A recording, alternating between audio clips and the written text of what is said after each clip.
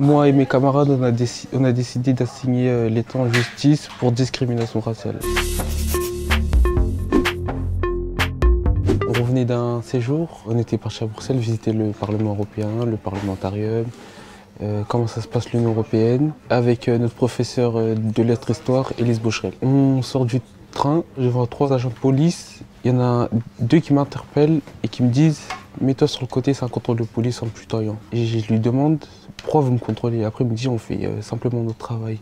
Après il me demande mes papiers d'identité, je sors mon passeport et ma carte nationale d'identité.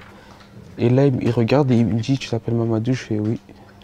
Après, il me dit d'ouvrir ma valise et de vider mes poches. Je vide mes poches, il fouille, il palpe. Et ma professeure, elle est intervenue et il a très mal parlé à notre professeur en lui disant que c'est pas ses affaires, de reculer, et ils l'ont tutoyé aussi.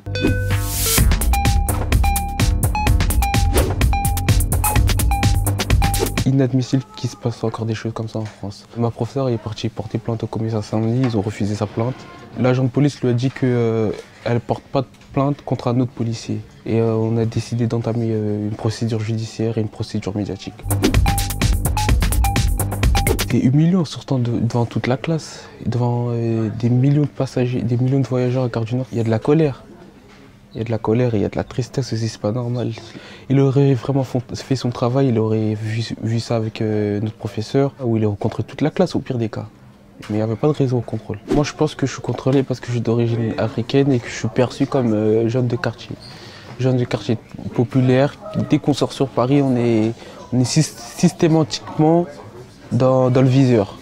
On est déjà stigmatisé déjà. Regardez, lui, il vient d'un tel quartier. Faites attention.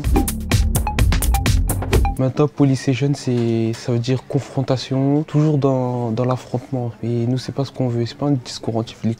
Au contraire, il faut qu'il y ait un dialogue entre les jeunes et les policiers. Comme ça, on peut parler. Quand on peut parler entre nous, c'est là que les choses elles peuvent avancer.